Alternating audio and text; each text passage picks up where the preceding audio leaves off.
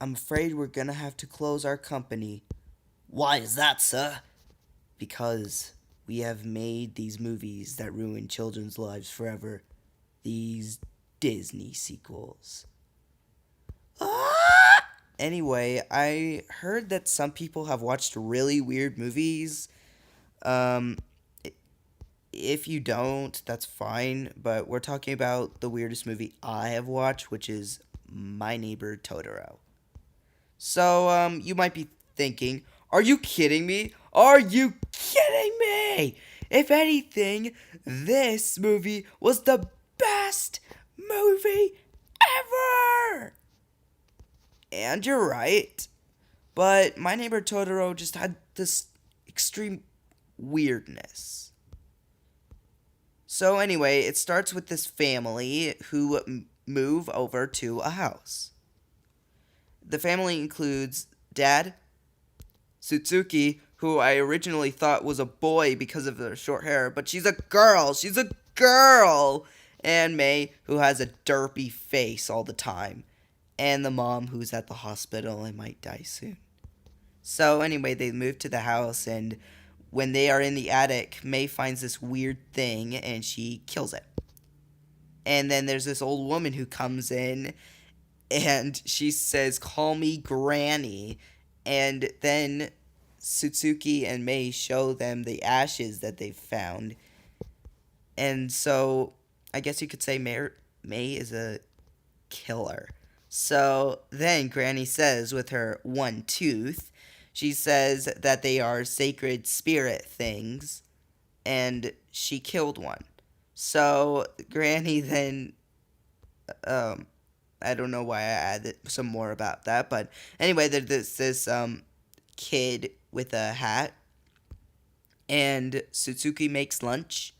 The dad asks, "Hey, do you want to visit Mama at the hospital?" They all agree. They go to the hospital where Mom is there, and they kind of talk a little bit how they're doing at school, blah blah blah, and they return home, and then they hear this weird noise. They huddle up together. Dad says to laugh it off because it helps you make feel better, and then everyone just goes crazy, and you know, and things got a little too far. Anyway, then the next morning, that there's these two little creatures, and Mei follows them with her murderous face, and she chases them, and one of them is like, "Oh no, I just know by her murderous face that she's gonna kill us. Leave us alone!" So she falls down in a hole. What an idiot. And she finds this.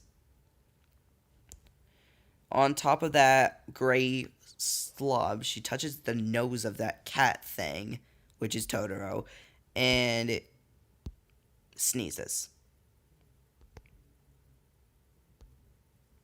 But she keeps touching him. Then he roars at her to go away. She roars back because she thinks it's playtime. Actually, never mind, it's nap time. Then Mei comes back, and yeah. So the next day, I think the night, but Totoro comes with Suzuki and Mei, who are waiting patiently for their dad at the bus stop because the dad was with the mom, because adults need alone time. Then there's this cat bus who comes along, and Totoro climbs on with the umbrella that he quote unquote borrowed, more like stolen, and then the dad comes back. It was just a rainy day. But then the next morning, this crazy thing happened. So they were trying to plant seeds, and they couldn't grow. So Totoro and his little friends decided to help grow them that night. And they grew a pretty huge tree. Then Totoro had this Beyblade thing he went on top of it. Hashtag Beyblade, according to my brother Billy. and he starts roaring for no freaking reason, like, I'm holding cute girls, I'm gonna but then, the next morning, they weren't even, they didn't even grow. They were still in the ground. So, that was weird.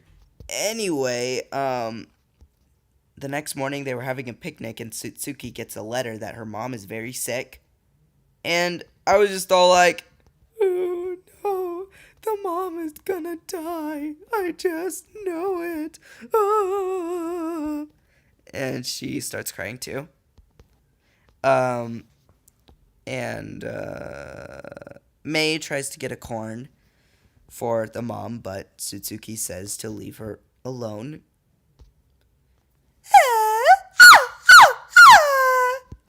And then Mei is gone. She's missing. And Sutsuki tries to find her. So she comes to the sacred forest and she cries on top of Totoro. Then Totoro blushes and goes on top and gets to the cat bus. Sorry about that. And they find Mei, which is on top of this thing. I forgot its name. And then